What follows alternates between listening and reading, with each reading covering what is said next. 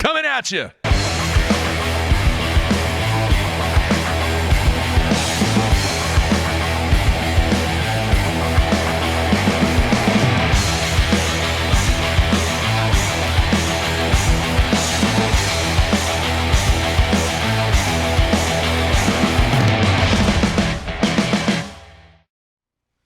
Good Wednesday, everybody. Welcome once again to BTL Bass Talk Live, where we're going to talk bass fishing, and the viewers are going to talk bass fishing and anything else that we want to talk about or they want to talk about, Matthew. And I'm not going to talk much. I don't know what happened. I did not yell once. I went to the Tulsa Oilers playoff game last night, and around the end of the first period, I got a little tickle in the throat. You need some water? And the voice, no, I got some NOS. That's better than water. Okay. And my voice just gone, completely gone. This is the best that it's been since about middle of the second period. And I didn't yell one time. I just sat there quietly, watched the game. All right, here's what we're going to do. We did this last month. We kind of did it one other show here in April. But what we're going to do is the phone lines are open. You see the number right there on the bottom of the screen. If you're watching on YouTube, I guess I need to pull that up. What is it? I don't even know what the number is. Do you have it pulled up, Matthew? Have what? YouTube pulled up? No, the number. No, you just called me from it, or I just called you from it. That number I just called you? Yeah. Oh, hold on. What is it? Wow, our pre-production meeting went out the window on this one. Yeah, 405. 405-253-5543. Oh. 5543. That's either Mazio's Pizza or the Hotline. I'm not sure which. 405-253-5543. That is the number we want to hear from you. Matt and I are going to get into a couple of things first, and then we will open up the phone lines. Now, folks, here's the deal. If you're watching on YouTube, if you're watching on the website, either one, it doesn't matter what I'm going to do today. I have a box of vintage stuff. That's all I'm going to say, Matthew. Could be clothing. Could be lures. Oh, wait. Could be souvenirs. There was a comment a couple weeks ago from someone who wanted prize pack, and you sent them a double extra large sweatshirt from the former junior high that you coached at. No. It was from the high school that I coach at. It wasn't from the former junior high. He was like, hey, I did it as a joke. You want to trade me for a 2XL from a low-level high? You're telling me anybody can utilize a double XL for anything. Okay. Even you could utilize a double XL. Dude, it was bonus. There were over $600 worth of stuff in that box. He wasn't complaining. He was just asking anyone else if they perhaps had a need for a 2XL. No, vintage stuff in this box to one of the selected callers. Do you have any idea what's going in it yet? Some tackle. Some clothing, some hats, some souvenirs. So I'd guess the value at a couple $100, maybe more. Nothing behind you, though. No, that's all. How about your 2006 Bass Federation Divisional Tournament trophy? What year is that? 2006. That was recent. When was that? That was 13 years ago. That's not recent. I mean, it is. Hypothetically, that's not technically recent, speaking. It's not recent. All right. I got one from 98 up there. Where? Oh, well, that's casting kids. Somebody said use the hoodie. The hoodie is a Snuggie. All right. So just in a few minutes now, somebody's calling in right now. I'm going to go ahead and answer it. So whoever's on the phone right now, just hang on and we will get to you because I got a couple of things to say real quick. First of all, I always open the show that we're going to talk bass fishing and anything else that we want to talk about. I have to say this, Matt. I was up late last night. I was flipping back and forth between the Thunder game and between probably the greatest final period of hockey that I have ever seen in my life. And I have seen a ton of hockey, my friend. I know you have too.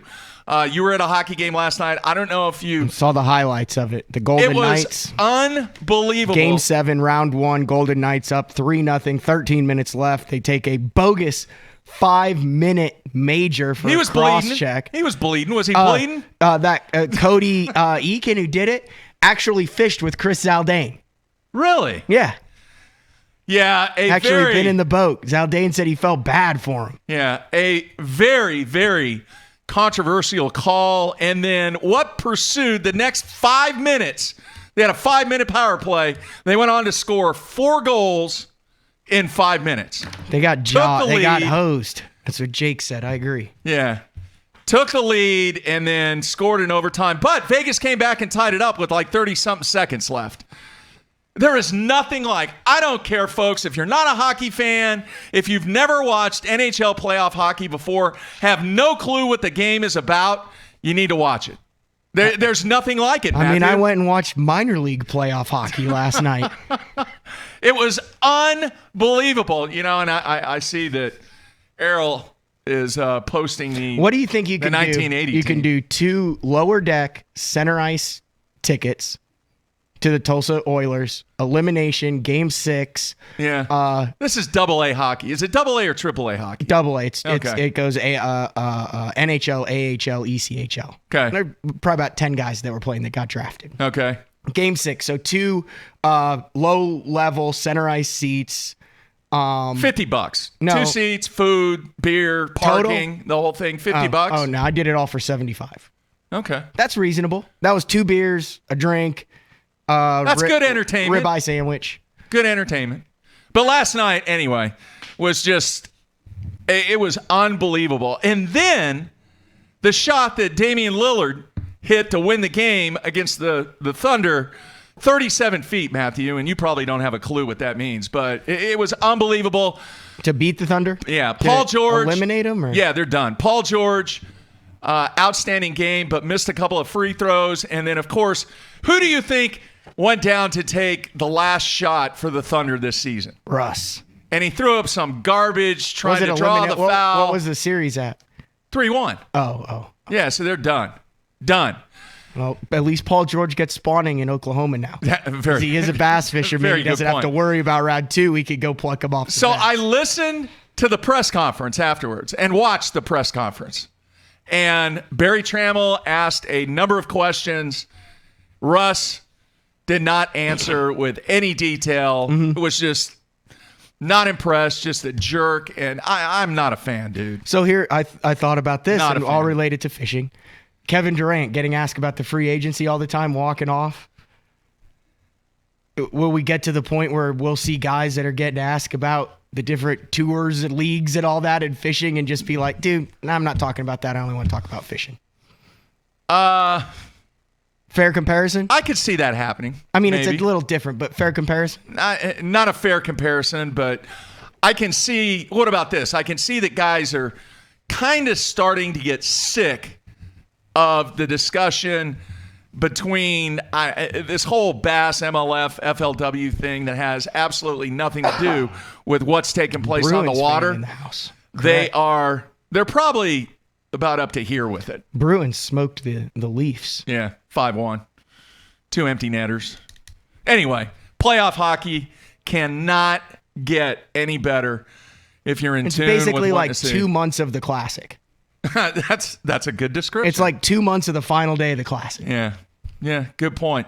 So what we're going to do is we are going to take a break, and then I want you guys to get ready. We're going to give away a very, very sentimental box of goodies to one caller today, and we will jump right in here, but we got to pay some bills and then come back. What are you doing this weekend? Are you fishing this weekend? Yeah, I'm fishing an MLF style team event on Saturday. I have no idea how you're going to do that. So you have it with the phone. I guess it's just so there's like 15, 20 teams in that.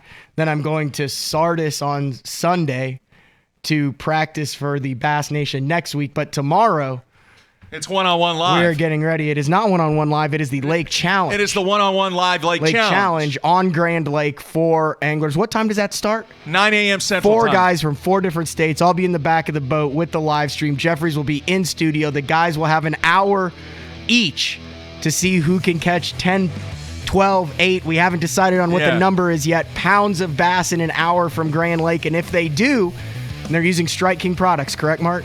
Yes, they are. And if they do, how much do they win? $2,500. $2,500. You against the lake. If more than one of these 4 guys catches the allotted weight. It's the guy who does it fastest. That is correct. $2,500. And you can watch it live tomorrow. Now, based on what I've heard recently, I may be towing my boat to Grand Lake and fishing in the afternoon after it's over. I think they're biting. I need some crappie in the fridge, the freezer. All right, good stuff. All right, we're coming back with you and your opinions, your thoughts. Everybody stay tuned. We'll be right back.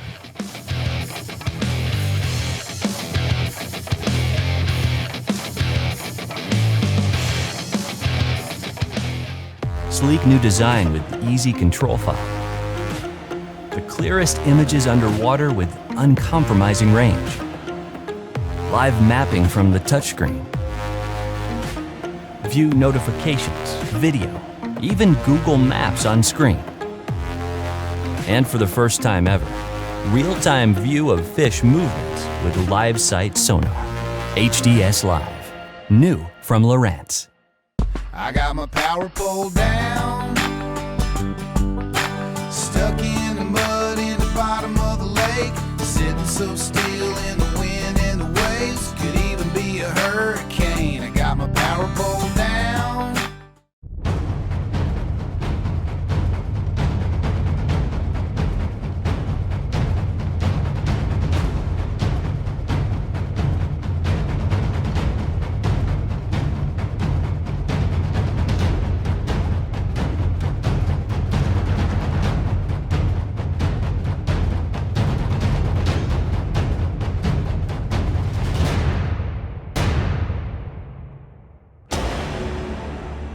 AFCO has a new foul weather rain suit called the Hydronaut. A lot of the features that I really like about it first is the speed vent hood. If it's raining out, you know how a person gets wet is when you run down the lake and the hood comes down. With the speed vent hood, it's going to stay up. It has a camera mount in the pocket on the chest. The Hydronaut has a 2-layer, 100% waterproof nylon shell. If you're interested in a rain suit that has a lot of cool features that's going to keep you dry, you need to check out the Hydronaut from AFCO.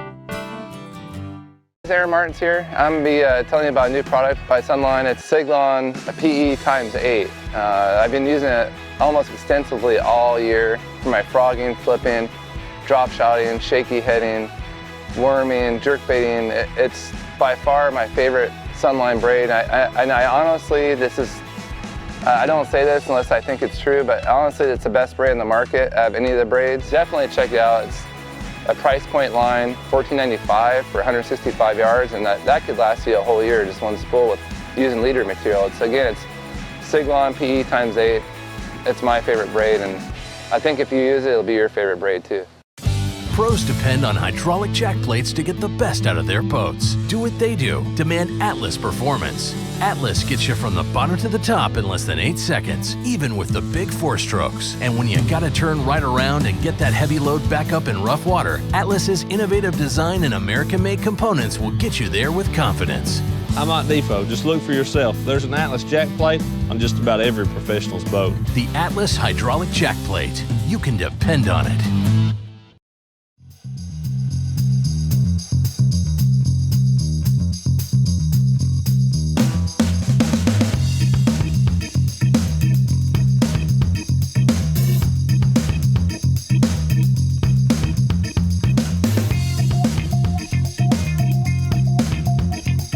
right, we are back wrapping up the week here on BTL with the Sunline Hotline show.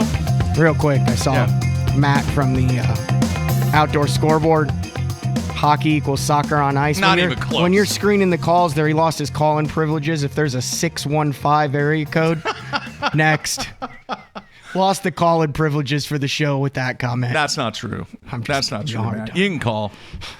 Anyone can call. You can talk about anything. You can ask us anything. You can give us your thoughts Ask Mark about whatever is taking place in the world of professional bass fishing or fishing in general or anything else. So we are ready to go to the phones, Matthew. We have Jay from Michigan on the line first. Jay, you there, man?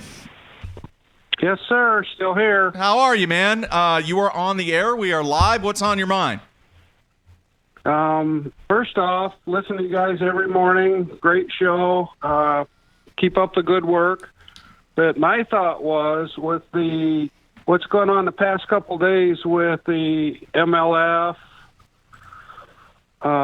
somewhat restricting their fishermen from going to different events and that, the whole big thing that we were hoping for with the expansion to the extra league was that it would expand the sport, which part of that is needing to get the sponsors. Like you've been talking about getting the non-fishing sponsors.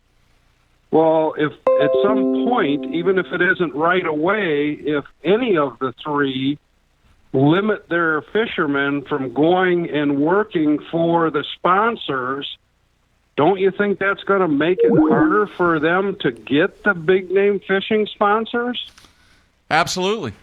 That's been a big topic of discussion for me about how are they going to capture those companies that are outside. And let me ask you this, Jay. I want to know. I've said it on this show. I know one of the things, these guys, they probably just don't want to be there, but from a business perspective, they are basically giving Major League Fishing an opportunity to be on the expo floor showcasing their anglers, showcasing their brands, while the anglers are representing the companies that write them checks every month. Hopefully write them checks or give them product or a boat or whatever it is, whatever the situation is. No more worms for you. It's like, hey, come on in, guys. Go ahead and talk Major League Fishing if you want to. I mean, am I wrong on that assessment? I think all of them need that.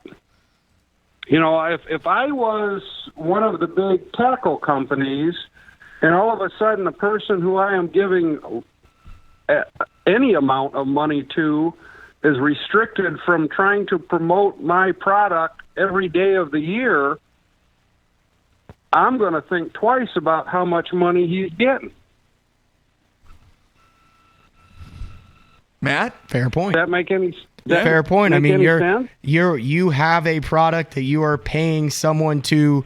That angler is basically a vessel for you, and you're getting a certain amount of worth out of him, whether it's exposure, whether he's driving sales, whether he is introducing new people to your product. So you are paying him based on the value that you see that angler and the return that you're getting based on what you're giving that angler. And then when that return goes down or that exposure is limited, then all of a sudden that angler becomes less valuable to you as a tackle company or someone who's trying to get your product out to as many bass fishing fans as possible.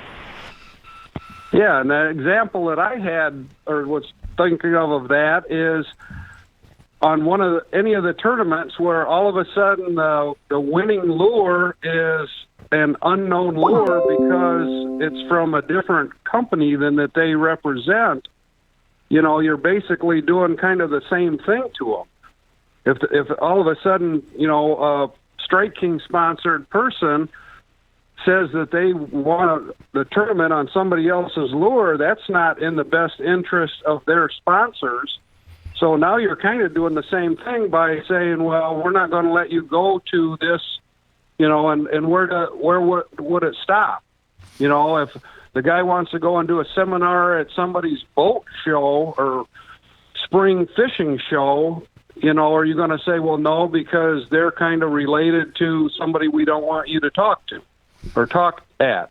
All right. So that was the only thing I had, kind of wondered what you guys' ideas were and if you thought the same as what I was. I think so. All right, man. We appreciate it, Jay. Thanks for being a BTL fan. Appreciate it. All right. Thank you. All right. Thanks, See ya. guys. Bye. All right. I have to explain real quick what that noise is during the calls.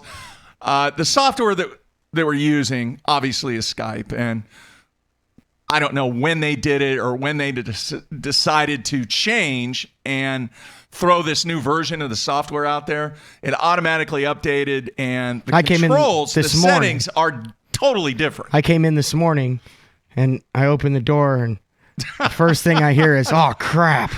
And Jeffries is furiously sitting in front of his 1, 2, 3, 4, 5, 6 monitors, hitting buttons, not saying anything, and he said, "Skype updated overnight," and he had spent probably 2 days last month trying to figure out how to mute the call waiting feature. Yeah. So if you are going to call in and are listening, we will give you 20, 30 seconds in between calls. Just wait until the caller who's currently on is over. Yeah. Everybody understand that? So if we're on a call with somebody, and I know there's a delay in the stream. Yeah. So we're going to wait. Once he starts to wrap it up. Yeah. Then go ahead and call in. Then it's a call in frenzy. All right. Let's go to another call right now. Hey, who is this? This is Joe from Tennessee. Joe, how are you, man? What's on your mind? Well, the Tennessee River. I talked to you right before the Classic, and how the water was flowing. And I know Matt got the great chance to fish Kentucky Lake and see how mean she can be and how rewarding she can be. Yes. I also got a chance to listen to your show when Andy Morgan, right after he won on Chickamauga. Mm-hmm. And how he said, when you asked him how Chickamauga is thriving, that's because of the grass system and the replenishing of the bass restocking program. Now, the Asian carp ordeal has been beat to death. We've got the Asian carp. But what about helping the aquatic life in Kentucky Lake and some of the other Tennessee River systems? Pickwick's got a ton of grass. Chickamauga's got a ton of grass. Gunnersville's got a ton of grass. Why doesn't Kentucky Lake? Why aren't we helping the entire food chain by getting aquatic life back in Kentucky Lake? Hopefully get it back to where it was, being one of the top lakes in the nation. That's a good question. I know at the Costa event that was on Kentucky Lake, Bill Taylor actually came up on stage. That's the home they're Benton, the home of FLW. Kentucky Lake is their home lake. Like I said, I apologize for my voice. I lost my voice last night. I have no idea why. I was not yelling or screaming. It just happened. But Bill Taylor, that's life. Yeah, it's life. Bill Taylor came up on stage, talked about how, hey, there's still a lot of quality fish that are in Kentucky Lake, but they lost a couple year classes of spawns, and I don't know exactly why the aquatic vegetation. What I think I remember talking about some of the heavy flow, like ripping some of the grass out, but there's not a blade of grass in there right now where there used to be. But there's still a lot of big, healthy fish in Kentucky Lake. Like I caught some big healthy fish. Other guys caught some big healthy fish. I mean, there were 6-pound smallmouth weighed in. And it's just a really weird situation there. And I really hope those Asian carp don't continue to go down. You talk to Mark Menendez, you talk to, I've talked to some other guys who fish the other lakes on the chains there. And I mean, there's some in pretty much all the lakes now, but Kentucky Lake's a weird animal. But I do like the fact that the agencies are, the state agencies are trying to do what they can do to control it. I know they're going out, they're running the testing. There's a lot more like the not canneries, what is it, like the netting of the Asian carp. There's like restaurants now that are trying to sell it. Yeah, the commercial fishing. So I mean, it's a problem that we have never seen before, and that's part of the problem is you don't really have a, hey, this worked in the past, this is what we're going to do now. It's kind of like a trial by error, I guess. Fair. Well, being from the West Coast, I did see a couple things about a couple Alaskan boats coming down that, commercial fish for salmon, which you can use the same tactics. But I was on Kentucky Lake yesterday, and the Asian carp are just thriving, which that is going to be a nuisance. But again, as you saw, there's no grass. Mm-hmm.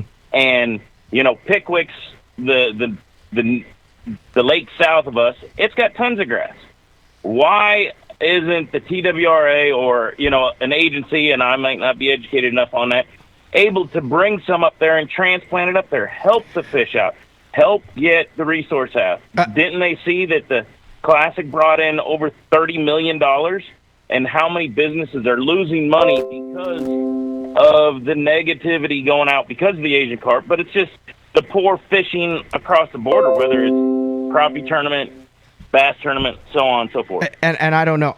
I'm not a fisheries biologist, so I don't know. But one, I know that grass is cyclical, so it's not always going to be in the same place. I know that the grass has come and gone on Kentucky Lake since I've been covering this sport over the past 12 to 15 years. Would you agree, Mark? Yeah, Some years there's a lot, some years there's not.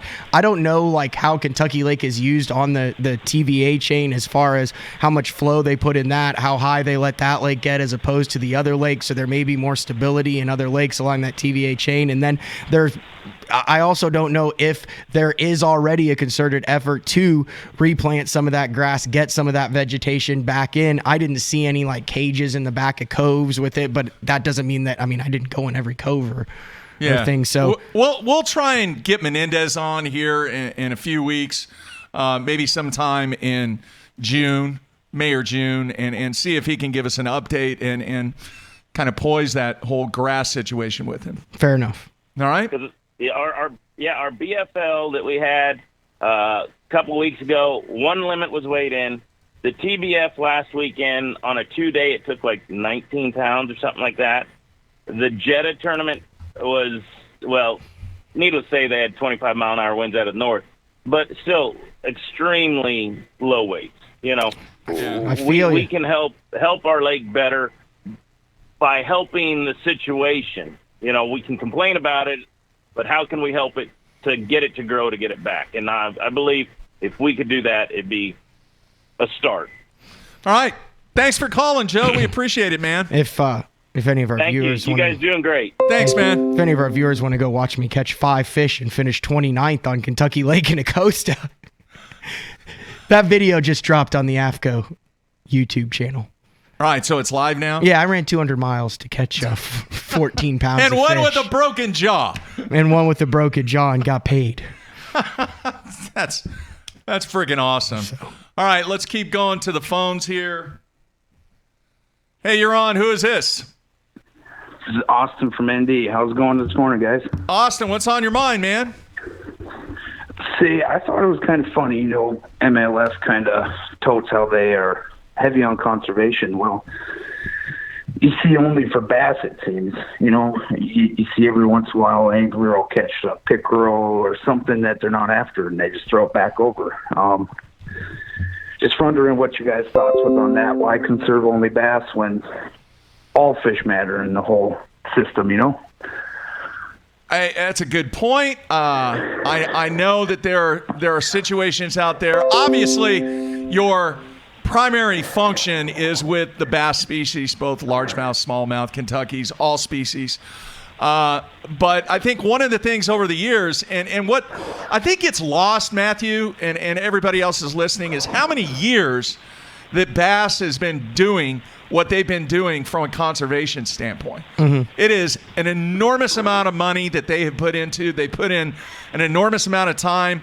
The stuff that they do from a government perspective, and I don't know what the level is right now.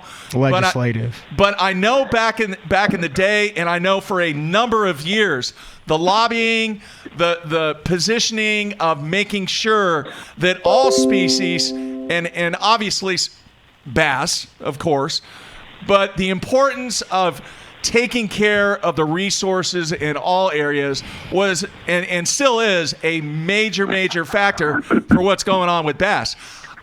I don't know if that has been established with Major League Fishing yet. What has been established is the tagline that they continue to focus on with, their conservation being catch and release. And this is the whole thing with releasing the bass under the gunnel. I mean, let's be honest here. You're not killing a white bass by dropping it 3 feet. It's not like these guys are freaking punting these quote unquote trash fish back into the lake or smoking them with, you know what I mean? They're just releasing them like they release every single other fish that's ever existed in the history of fishing. So, I mean, you're not killing a fish by 3 foot, but. I come from the country where you see a lot of bass get smacked off the back of the bow. You know, just being from North Dakota, it's not the primary species target here. So, yeah, Chad and Cannon. They hit the Lindy rig, and he said, "Hey, I thought you guys were going to get Gene on," and yeah, we're working on that. I mean, Gene's very, very busy dude, so we're going to try and get Gene in studio here. I just emailed that guy. He's a big help. Big help. We got some things going on in North Dakota here. Obviously, we can't call. I asked him how they went about getting it out of the office, or out of the laws in Minnesota or whatever. He's real big help. I mean, he'd probably be a good show. Great dude. Been doing it for a long time. Probably the man when it comes to conservation in the U.S.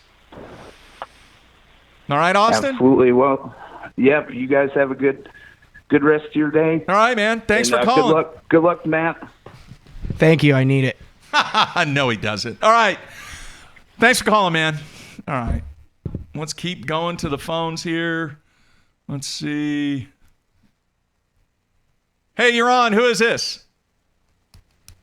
Oh, he just hung up. If anybody hasn't figured out, that's the hang-up noise. All right, let's try again. Hey, who is this? This is Kurt in Columbus, Ohio. Kurt, how are you, man? What's on your mind? I'm great. I wanted to touch on the impact of fantasy fishing as it pertains to the casual fan. Okay. I work in an office full of die-hard bass fishing fans, and I have never fished in my life. And so they invited me to play fantasy fishing last year, and as a result, I am hooked. I'm up on all things bass fishing. I started my own fantasy league, this, that, and the other. So I think MLF is missing out on a huge opportunity to capture the casual fan, which is really what they need to do to grow the sport. Agree 100%. In fact, on the April 22nd show, what did I say, Matthew? You said a lot of things, but you said that they're missing out on an opportunity to capture the casual fan. I know, but what did I say? That you believe that MLF will roll out fantasy fishing next year. Agree. Even though they say they have no plans to. That is correct. And I actually received an email from somebody, and I apologize for not having the name of that individual, who actually reached out to Major League Fishing, somebody, I don't know, and got a response back that basically said, we understand the value of fantasy fishing, and we are working toward getting to that point. So, Kurt, what is it that you like about the fantasy fishing? Why did you get hooked on that? Is it? Well, as a sports fan in general, I mean, I love basketball, baseball, football, and it's just another way to stay engaged, to stay involved, to feel like you're a part of it. I mean, I can't be out there, at all these tournaments rooting these guys on, but I can watch from afar on, Bass Live, and then I feel like I have a vested interest, in our fantasy group. We have, prizes and things like that, and I have a vested interest in the sport, and it keeps me engaged. So who's your No, wait a minute. Did he not say exactly verbatim exactly why fantasy fishing is valuable to professional bass fishing? Thank you, Kurt. That's I say, like, who's your guys? Like, who are your favorite anglers now that are as a result Fighterman's my dude. I get a lot of flack for it. I was a big Tommy Biffle guy, but I can't anymore because he's on the other side. So I like David Fritz. Mm-hmm. I like these old school guys, man, and I like Fighter because he's loyal. I love everything about that guy. He was loyal to an organization that has been nothing but loyal to their anglers, and I think he is capturing a huge opportunity by staying with Bass, and I think his fan base has grown exponentially. And he's big on social and things like that, Cool. I don't think much else needs to be said on that call. Great call, Kurt. Appreciate it, man. Let's go. Keep up the good work, guys. Go Blue Jackets. The rest of the day. Go Blue Jackets. Yes. There you have it. All right. See you, man. All right. Great call, man. Dead on. Dead on. All right. Let's go back to the phones here. Hey, you're on. Who is this? Turn the computer down. Hey, this is Jay. Yep, got it. Hey, you got it? All right. Who is this? I'm sorry. I couldn't hear you. Jason from Iowa. Jason, how are you, man? What's on your mind? Hey, thought I'd share with you guys. Well, first of all, like the show. It's awesome. Gives me something to listen to driving to work. Second, I thought I'd share with you guys. I fished MLF style like Matt's planning on fishing here this weekend. Okay. I fished one last weekend. First one I'd ever fished. It was different. I really missed the weigh-in. It felt like it was a little bit hollow at the end. We all loaded the boats and went home. So I agree. In the ones that I fished, usually there's all right, we got 5 minutes and then we'll get back, and you kind of see all your buddies get in the bag. Well, how'd you do? And in the last one I fished, it was just like, all right, cool. Yeah. Go to the house. So we're done. Yeah, there wasn't any, oh, you were sandbagging. I talked to you at 10 o'clock and you said you didn't have nothing, and, now you got 15 pounds. What are you doing? And the guy pulls out. I don't know. It just seemed like a lot of the, and also something that I missed was, it's a small lake. So you see the guys driving back and forth a lot and kind of wondering what they had. Well, that guy looks like he's pissed off, so he probably doesn't have anything, blah, blah, blah. I found myself actually thinking that and then saying, well, you idiot, you can just look on your phone. No, I totally agree. In the first one that I fished, my buddy who's a power fisherman, I did really well in it. Like I caught like 9 fish in the first period, and I've been known to break out the spinning rod. And I drive past him in the second period, and he's spinning rod 6-pound test on a bluff, and I pull over and I go, the hell are you doing? And he goes, well, I saw you caught 9 in the first period. I just assumed this is what you were doing. Well, I'd caught him power fishing. So he put it up. So you're kind of trading some of that unknown and the excitement at the end for, I guess, that kind of rush when you either know you're behind or you're ahead. So it's just different. And like I said, this is the first team style one that I fished, but I want to be a part of all of it. I fished the Coastas and FLW. I fished the Bass Nation stuff, and now this local MLF stuff. So I do enjoy it. Do you enjoy it? And the format's pretty easy to work, at least on our end with the app that you put on your phone. Would you agree that it's pretty easy to navigate? Yeah, it's totally easy. I mean, we had guys fishing it that were up into their 70s, and they all figured it out. So it was fine. It was easy. The guys doing 6 or 8 of them this summer. I think I'm going to try to fish as many as I can, just to, I didn't really. It felt a little bit hollow at the end, but I think if I fish some more of them, maybe I'll get into it a little bit more. I just wanted to share, It's great. All right, man. I didn't know you'd fished one before. Yeah, no, and I know that the guys feel the same way again, too, because you watch the end of the BPT and the first couple, they're like, is it over? Did I win? Yeah. What do we do now? And the rods are up, Yeah. and they're literally just standing on the front deck going, what's next? I know. Right. All right, Jason, thanks for the call, man. All right, thank you. You bet. Bye. All right, I think we made the suggestion that what they should do is get one of Johnny's pontoon companies out there and have a mobile stage that pulls up and gives them the trophy. and they go nuts, and they have confetti, and they can pop beer or champagne or whatever. And it doesn't matter. You have Lurch on the pontoon boat, and he does a full-on interview with the winner right there after he won it. He steps off of his boat, hits the spot lock, steps on the pontoon trophy boat. We're just trying to help, Got guys. all the sponsors behind it. Lurch is there, and instead of having to wait and hope those fans come back 2 hours later to see how he did, you get a 20-minute interview with the guy you just won right there. We're just trying to help. That's all we're trying to do. All right, let's go back to the phones. Hey, who is this? Hey, this is Ken from St. Paul, Minnesota. Ken, how you doing, man? What's on your mind today? Well, with the Marty Stone and the Boyd Duckett interview, I was surprised nobody brought up the fact that they got more viewership on Monday than they did over the weekend for their events. I would think that if you were to move the event toward actually during the week, rather than the weekends, you would alleviate the problem of, or actually you'd have more viewership. Plus, you'd alleviate the issue of having dealing with other tournaments on the weekend out there in some of the lakes, and then also you could schedule your tournaments during the week and not have to conflict with like an FLW or a BASS that typically holds theirs toward the weekend. They're actually going to do that. Some of the events that they have planned this year are going to take place during the week, and then the final day is actually going to take place, I don't know what, on a Tuesday or a Wednesday or a Thursday. Practice on the weekend, compete during the week. Yeah, but you have a great point, and you know, it is what it is. And like I said, I think it was during when Andy Morgan won, I made the suggestion. And once again, I didn't know what the costs were, what the logistics were. I think if they would have had that final day, they would have postponed it rather than letting them trailer, that they would have had a huge amount of viewership where the entire focus of the professional fishing world would have been on that Monday with the final round guys getting after it and really nothing else to compete with it. And you're right, Monday is the highest traffic day for what we do.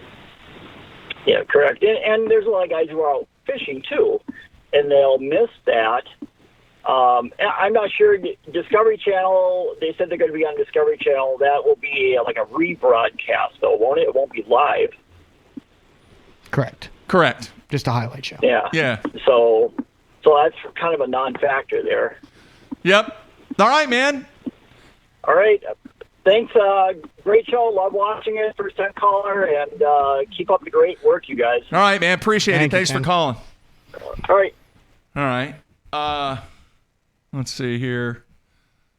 Man, I'm trying to keep up here, Matthew. All right, let's go to the phones. Hey, you're on. Who is this? Hey, this is Matt from Florida. Matt, how are you, man? What's on your mind? Doing well.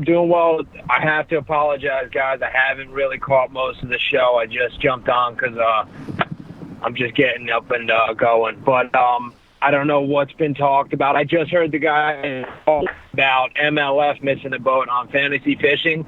Yeah. My opinion, FLW really missed the boat by not bringing it back. I think FLW skipping out on fantasy fishing this year lost them a lot more viewership, I guess, following that they needed. They had the platform, already laid out. I don't know why they didn't bring it back. And I hate to say it because I'm a huge, huge fan. With 3 tournaments going on the same weekend, I don't have 3 screens to watch. I love the MLF format. I love Bass, and to be honest, I'm vested in Bass a lot because of the fantasy fishing. I think real quick, that dude touching on Fighter, Zaldane, them guys staying because I think at a career standpoint, it was the best choice that they had. It was a very smart choice. But, the way I look at this, and, a lot of people are probably going to disagree with me. I look at it as if the NFL, took all their starting players and started a new league, can anybody tell me the third-string quarterback for the Patriots or the Rams? No. And in my opinion, that's what MLF did. They took all the starting players. An organization started their own, and to me, these guys had the hugest fan bases, and they crushed it. And I think it's fantastic. I think the intensity there at that last 20 minutes of every day is huge. And when the weigh-ins, I understand being a part of a weigh-in. I'm feeling that loss, but at the same time, it's hard to sit there for an hour and a half and watch, 75 guys that you've never heard of weigh in fish, especially, if it's not a huge bag tournament. Now, granted, I understand every guy that we're following, MLF Tour period, was somebody that nobody knew at one point. I don't know. I just feel like that's where MLF is at, and the other organizations, sadly, they've got names, and Bass is killing. I mean, Patrick Walters, the names that they know how to create names. But I think FLW really missed the boat with the fantasy fishing. Sadly, I couldn't tell you who won the last two FLW tournaments. I'm so with Bass and MLF right now. It's hard to stay with all three, and I'm definitely not watching them. Andrew if all Upshaw. three are playing. Andrew Upshaw and Brian Latimer. There, we know. I know. On that one, and then Jeremy Lawyer. The point is, if I think it's terrible, all three but if all three organizations are playing, and it kind of seems like MLF did try and plan it out to get on there the same weekends to try and crush the competition. It's sad for the game, but at the same point, isn't that the point? Yeah, you make cut out all competition.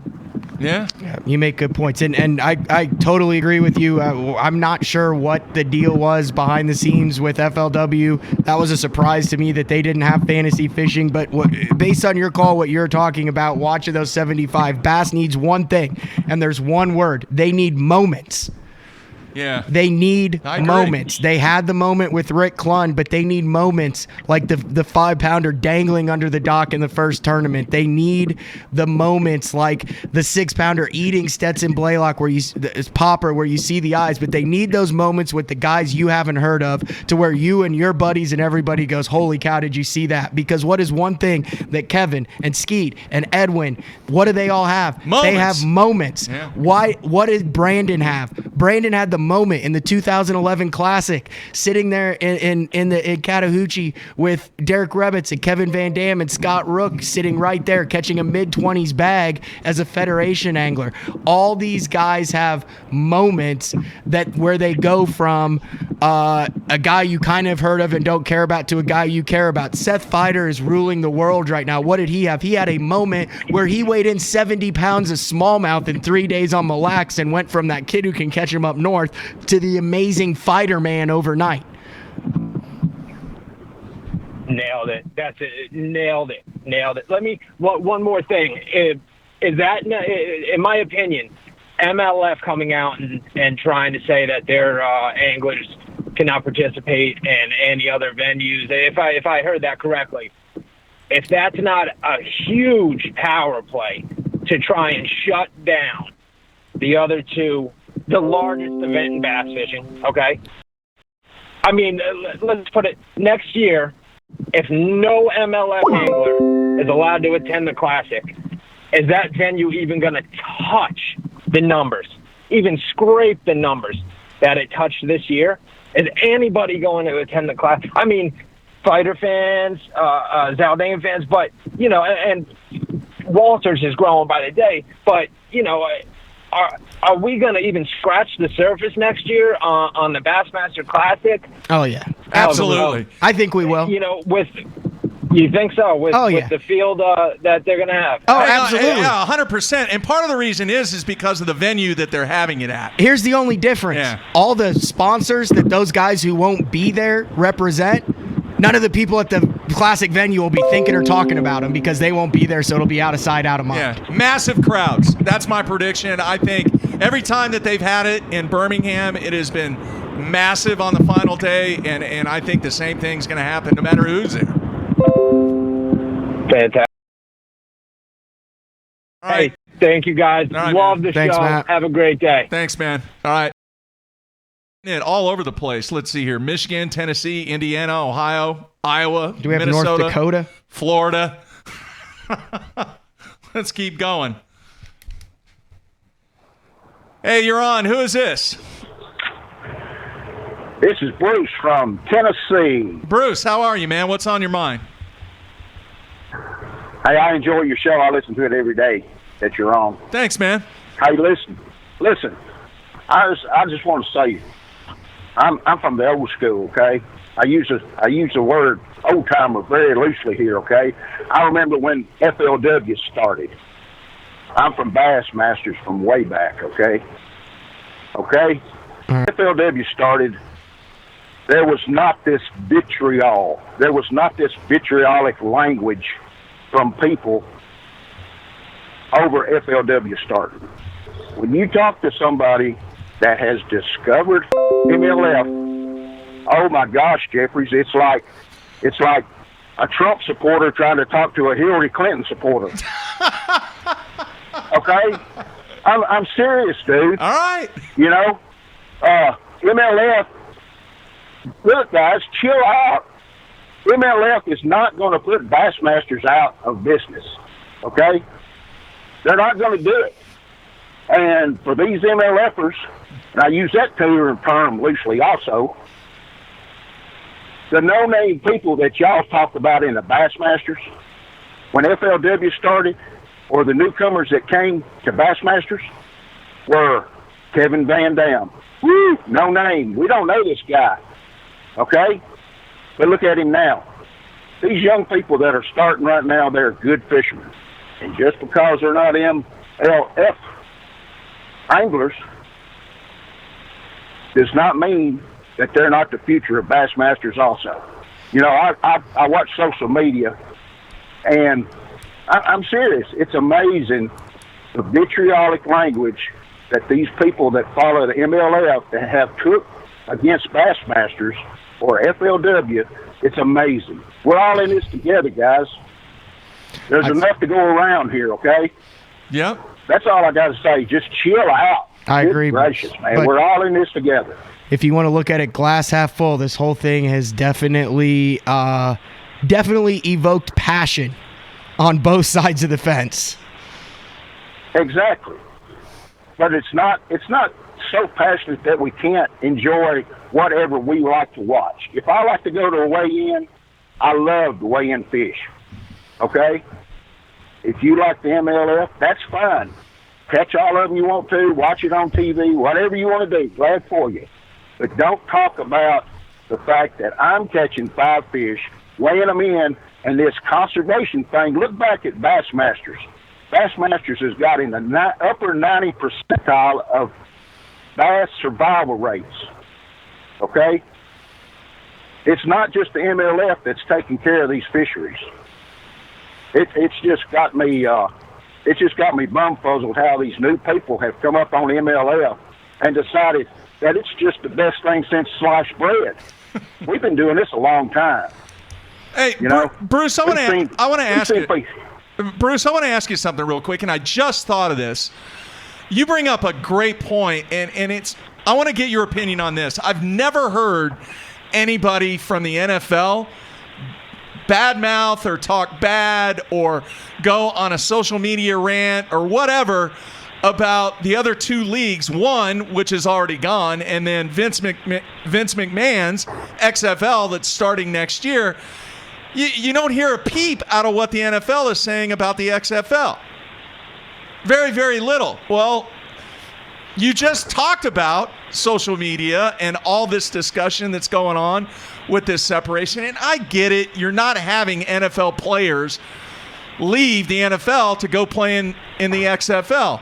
But at the same time, you're seeing a situation where, yes, they're kind of a competitor, but you don't have the organizations kind of posturing to do what has been done in fishing. Do you agree with that? Absolutely. Because the NFL knows, hey, we have got our product. We're doing our thing. We don't care. If they want to go start a new league, we don't care. We're not going to sit here and badmouth these other people when we know that there's enough to go around for everybody. We're not going to do that because we're promoting our own product. We're promoting our own NFL. All right. More power to the other ones. All right, Bruce. Great call, man. Greatly appreciated. Thank you so much for calling in. Okay, guys. Enjoy your show. Thanks a lot. All right. Take care. I feel like if you're in Bruce's bass club and he's working a worm down a stretch and you pull in a little too close to him, Bruce is going to let you know that he's fishing that stretch. That's a great call. Yeah. Awesome Old stuff. school. I like that. Might be You the and him best would call get of along. the day. Oh. You guys would get I'd along like to fish famously. a tournament with Bruce. You and Bruce. Team tournament with Bruce. That would rock. All right, let's go back to the phones. Hey, who is this? This is Ryan from Connecticut. How we doing? Ryan, what's on your mind, man? Yeah, I just had a question for the both of you. If you had your choice of the 3 different leagues to fish, which one would you pick? Wow, Matt, since you're the angler, I'm just the rec guy over here. What would you pick? I legitimately fish all 3. You can't do that. In though. 8 days, I'm fishing the pick. FLW Coast of the BASS Nation and an MLF style event. But yeah, I mean, if I you're in had a to pick, position that I'll the say it pros right now. were in, I'll pick you have to bass. pick one. I grew up wanting to right. fish in the Bassmaster Classic. Yeah. That's 100% reason why. Yeah. I can't fish in the Bassmaster Classic in MLF. I can't fish in the Bassmaster Classic in FLW. I love aspects of what all 3 have to offer, but if my feet are held against the fire, which, Ryan, you are doing right now, I'm going to fish something to where even if it's a 0.001% chance, it is that chance of fishing the Bassmaster Classic. Because let's face it, that's what everybody's doing, whether you're fishing at any point in the nation or a club or anything. If there is a 0.001% chance, you're going to dream that you could possibly be that guy. That's what drives sales. That's why there's $70,000, $80,000 boats that guys buy. That's why you buy $150 worth of tackle before the tournament. Yeah, there's an element of realism there, but there's a big group of guys who they still can see themselves on that stage because I've sat there every single year and covered the Bassmaster Classic. I've been one bite away through the Bass Nation Championship, on Lake Hartwell. I've seen it. I've seen the average guy from the Bass Club fish in the Bassmaster Classic. So I'd fish bass. Fair enough. Mark, you going to touch this question? Yeah. Here's what I'll say. I very rarely fish tournaments anymore. Still got to answer it. Doesn't matter. Me and a guy named Ed Barton, who's a legend here in Oklahoma, we fish an old man's tournament every now and then that takes place during the week. But I agree with Matt. And I look at it more of a risk versus return versus security, in a sense, from a business perspective. Not that the Red Crest is not going to work or not that MLF is not going to work. That's not what I'm saying. Right now, right this minute, there has never been a Red Crest. It's the unknown. We don't know what to expect. We don't know what's going to happen. There is an enormous amount of discussion on what it's going to be like and how much money is going to be paid out and all this. But you're talking about a 50-year iconic event in the Bassmaster Classic that every single person that has had a Bassmaster magazine has thought about being and fishing in that event. You agree with that? I agree. Absolutely. Yeah. So my choice right now, right this minute, would be bass and try to get to the Classic. You cannot undo 25 years of what has become ingrained in you just by saying something's going to be bigger and better in 1 year or the next year. Yeah. Even if Red Crest has 100,000 people there and it's the greatest thing ever and they give away millions of dollars and it's still, in my opinion, going to take 10, 15 years. It's going to take the next generation of kids right now who are 10, 12 years old growing up wanting to win the Red Crest before it even can approach what the Bassmaster Classic is, because you have 2-3 generations of people who have grown up and fished with the Classic. And it's nothing against the Red Crest. Sure. It's just there's not generations that grew up with it. Yeah. It's the unknown. Yeah. All right. That's all I got for you guys. All right, man. You rock. Thanks for the call. Appreciate it. Fair question. I mean, fair. It really is. You can't just supplant something because you're saying it's going to be bigger and better. It's something that's internal. It doesn't have anything to do with money. Yeah. It doesn't have anything emotion. To do. It has to do with I mean, there's a lot of. I know like 4 people with BASS tattoos on them. Yeah. I mean, man. I know more dudes with BASS tattoos on their legs and arms than I do with chicks with butterfly tattoos on their lower backs. I don't even want to go there, man. I don't want to know how many of those that you've ran across in your history. All right. I talked about this probably many years ago. And I wonder if we're going to start to see this more now with everything that's taking place. Next time, and you drive a lot, Matthew. You drive a lot here in Oklahoma, obviously going back and forth. How many times do you see that sticker that back in the 70s and the 80s and the early 90s, everybody had in the bottom left-hand corner of their window in their truck? The bass sticker. The bass sticker.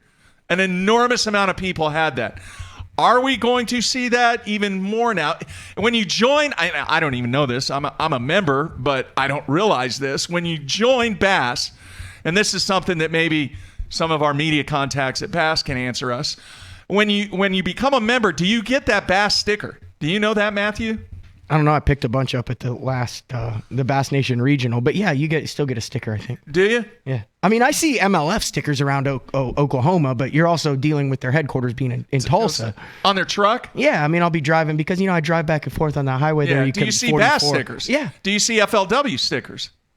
Yeah, because a lot of guys fish the BFLs around here too. Now, somebody made the point on the instant feedback. Is it time for FLW and Bass to work together?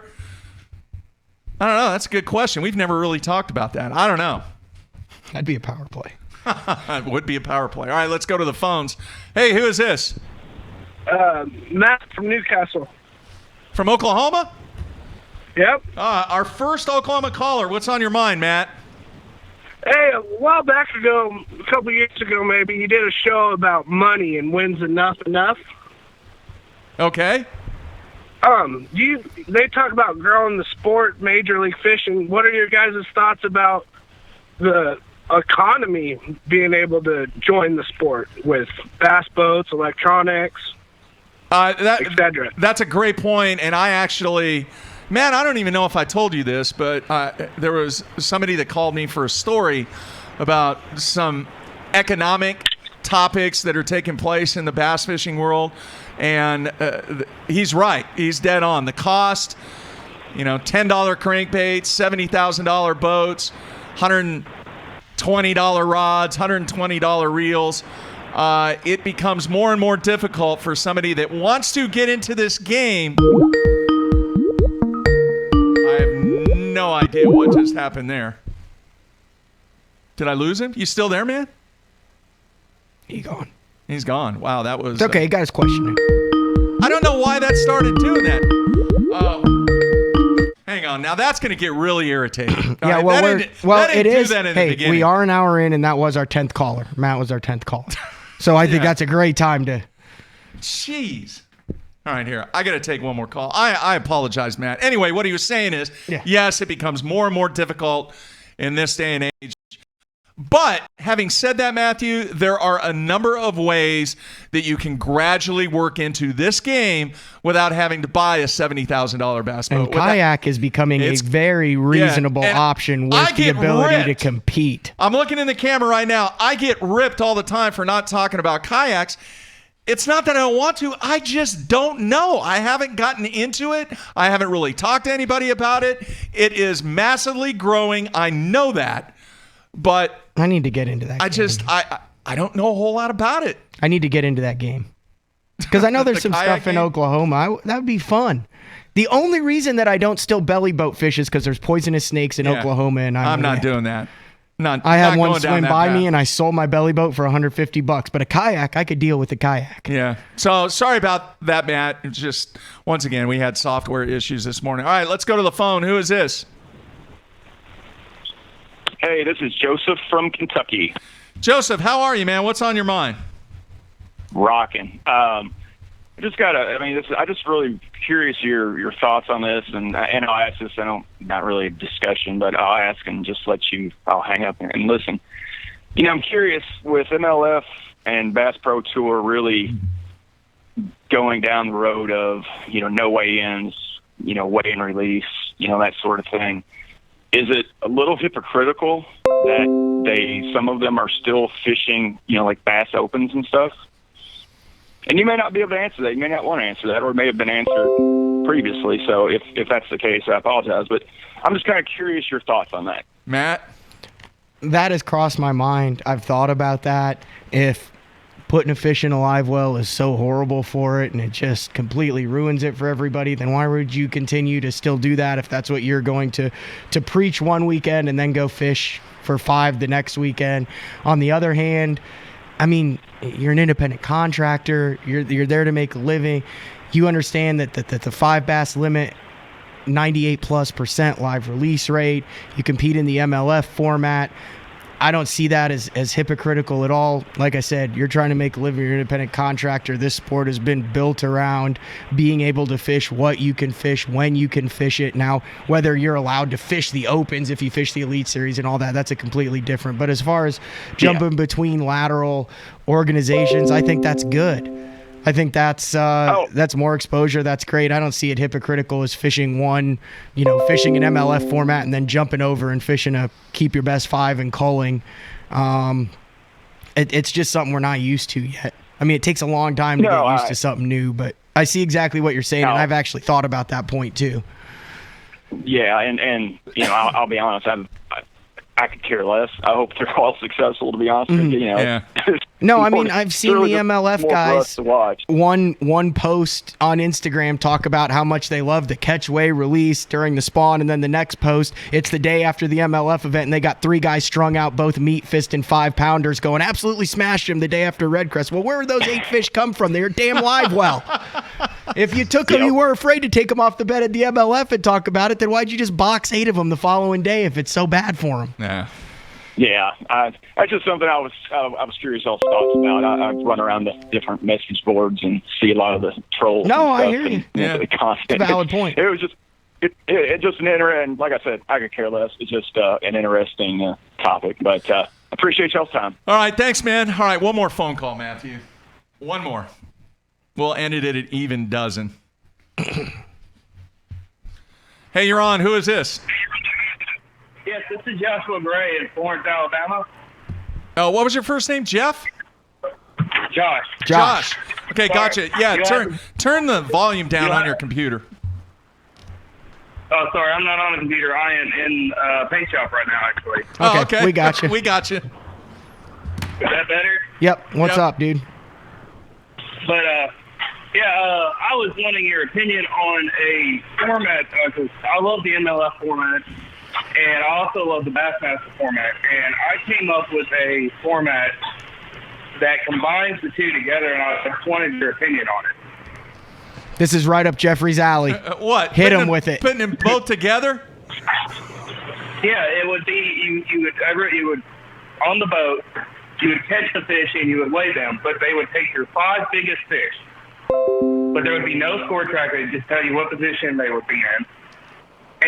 But they keep their biggest fish, the biggest fish that they caught for the day, bring it in and weigh it in so that the people can see that that the anglers are catching big fish, and it's entertaining to see these large fish being brought into the weigher. You will see that next week on Lake Fork. That is the exact format that they used. They used it for the Toyota Texas Bass Classic for a number of years, and then they transitioned that when it joined with Bass for Toyota Texas Fest 3 years ago. A catch-weigh release, your best 5 count. You are basically virtually culling, and then any fish over 24 inches or maybe 26 inches on Lake Fork is brought in. It is then kind of processed by the Texas Parks and Wildlife Department. They do some studies with it. They put it in the tank, and then they release it. Exactly.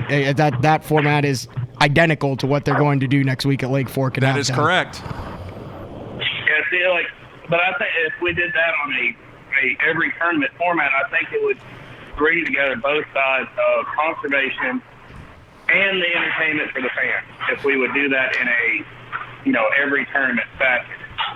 But I agree, and I mean, there's a chance that's where the thing's headed. Would you not agree, Mark? I will see. I don't think so. I think they're very, what do they call it, dug in the trenches on solidifying this format in every event that they have. No, I meant about Bassmaster. Oh, I thought you were talking MLF. No, I agree. That's, I think, could potentially be headed down the road. Especially, it might even be that format for later in the year tournaments, perhaps smallmouth tournaments up north, something like that. All right, cool. See, I love the MLF, conservation, least amount of fish touched and whatnot.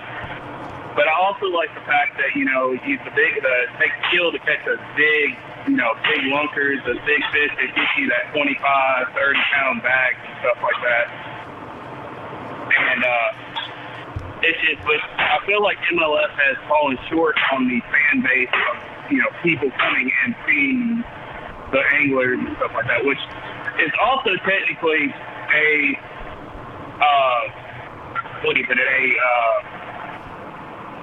it's advertising themselves. It's putting themselves out there more as good anglers and that their products do catch fish. There's a lot of, people watch live, but there's like people like me who's working 40 to 60 hours a week that can't sit there and watch live. Right.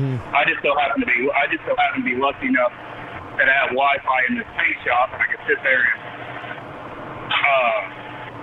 paint and do my job and listen. Like I listen to y'all every morning, every time y'all on, and I'm blessed with that ability to do so. But there's a lot of people like machinists or stuff like that can't do that, and so they can only catch the weigh-in and stuff like that. So they don't get to see these fishermen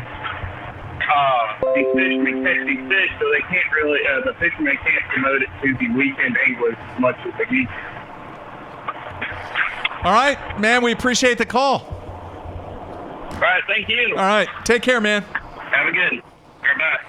All right. All right. You want to know the states? Yeah, you I got it. I'm going to name off everybody we have. I have it actually on a little bitty thing here, and we'll put it in the Sunline hat. Right here. And then you'll pick it out of the hat like we did last time. Oh, okay. I kind of want to put Bruce in twice.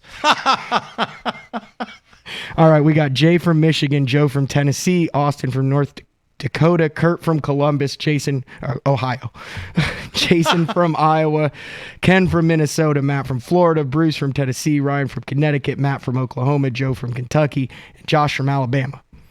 That's it. That's who you got. I got them all right here on a I'm gonna pick one. Little piece of paper. Pick one out of the hat. You got the hat. All right, we're working on the show for next week too. Wow, these call-in shows, can't thank the people enough. Pick one out. Now, what is this for again? Vintage. A vintage box of stuff. Crap laying around the office. No. Vintage. There's stuff in the house too, Matthew. Not just in the studio. Hold it up. I can't reach it, man. I'm an old man. This will be at a garage sale in a year, whatever you win. Josh in Alabama. Oh, our last caller. The painter. Yep. He wins. All right. So, Josh, send me an email with your ship to information. And these were mixed up. That was just a random coincidence. I just got that. Bruce, if you're still listening, send Mark an email. Send me your contact info. I'd really like to talk to you off of the show and talk to you about some other things and actually send you stuff for being what, in my opinion, was the best call of the day. You agree, Matthew? Now, there were some good ones. I like really the one that ones, asked what we would fish if. Yeah, that was a good one, too. I mean, that's the truth. Same with you. Yeah. Yeah. Nothing against it. But I'm fishing all three within an 8-day period. Yeah. So it is what it is. All right. Great show, folks. Once again, can't thank you enough for taking part in the Sunline Hotline show. We're going to do this hopefully once a month. The instant feedback, very, very active. The number of people that have watched. Next month, can we do great. Hopefully, I will get the Skype stuff figured out. Let's do a tournament related angler call in to where you get we can do one that doesn't involve MLF and the bass and the FLW and everything. That talks about what? Like the questions are like directed. A fishing related, about the year and what's going on. It can still be business related, but not about the whole situation that's taking place between the organizations. I'm good with that. All right, I'm good with that. Who are we working on for next week? We're going to try and get Well, it's going to be Scott. practices. Oh, it is? Yeah, they're going to be practicing. For? Like everything. Lake Fork. Oh, yeah, There's that's horrible right. service down there. Yeah. I mean, will Keith Combs even practice? I don't know. All right, so we're working on next week. I do want to try and get Gene Gilliland in here. I'm sure he's going to be enormously busy next week. I don't know when he's planning on going to Lake Fork, so we'll look a little bit into that and then continue to work on next week over the weekend. But tomorrow, as we mentioned earlier in the show, you need to tune in. 4 anglers, 4 different states. We have South Carolina, Oklahoma, Arkansas, Louisiana. Going to try and catch a certain amount of weight within a 60-minute time frame on Grand Lake. They get an hour. They get an The hour, clock 60 starts. minutes. And it's not when they launch or when they take off or whatever. It's when they are in position. Whereas there's 4 different portions of the lake. Correct. Are we going to do the same portions? I don't know yet. I don't want to give anything away. I don't know. I haven't decided yet. Okay. Jason Moore, Mike White, Andy Littlejohn, and Trey Rose. They each get an hour on Grand Lake. They will be in a section. Each guy will have a section that will be randomly drawn. They will not know until tomorrow morning what section they have. It starts at 9 a.m. Central Time in the back of the boat, and you can watch them. And if they reach the threshold within the hour and they are the fastest one out of the four, or if they're the only Yeah. $2,500. That's it. And all they got to do is use Strike King, which, I mean, Strike King makes everything for them. Well, and they got $100 worth of Strike King stuff. And how much did it cost? $250 to do this. And it was randomly selected by That is you correct. had quite a few that wanted in on had this. a number So of really, it's entries. $150 chance to win $2,500, and then they can go. They can't fish the other sections that the other guys are competing in, but then you can go fish the rest And of we're doing more of these. I was thoroughly impressed that we have 4 anglers from 4 different states. Yeah, So, that's awesome.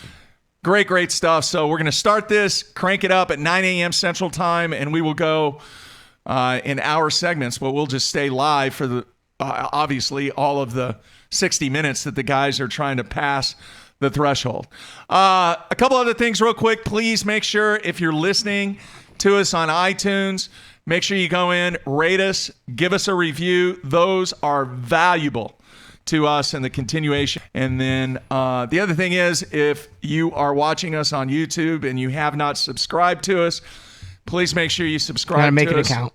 Make a YouTube account. You don't It's have to really upload easy. anything. But then you can like add us and put us like to where when it's live, it dings on your phone so you don't miss it. You'll get a notification. Yeah, so cool stuff there. Any final thoughts, Matthew? No, I'm going to research some home remedies. I might go with some honey, perhaps an herbal lozenge to try to work on this raspy voice scenario. I might go sing at a coffee house later today, take advantage of this opportunity. All right. Your voice was fine today. It was a little raspy, but it's all good, man. You can't get fired up at AA hockey games, all right? I didn't at all. All right. Good entertainment. All right. Once again, I want to thank Sunline for making the Sunline Hotline possible. If you need some great fluorocarbon, make sure you check that out, or braid, either one. And if you're looking to kill a half an hour, go over to the AFCO YouTube channel after you make your account and subscribe to Bass Talk Live. Go over to AFCO, subscribe to them, and watch my bass boot camp from Kentucky Lake. It's thrilling. It's exciting. I catch an Asian carp. Do you have video of the broken jaw? A little bit. A little bit? I was pretty keyed up. That was my 4th fish. That was 4 more than I thought I was going to catch that day. All right, good stuff. Everybody be safe. Try to get out, do a little spring fishing. We will talk to you on Monday. We're out of here.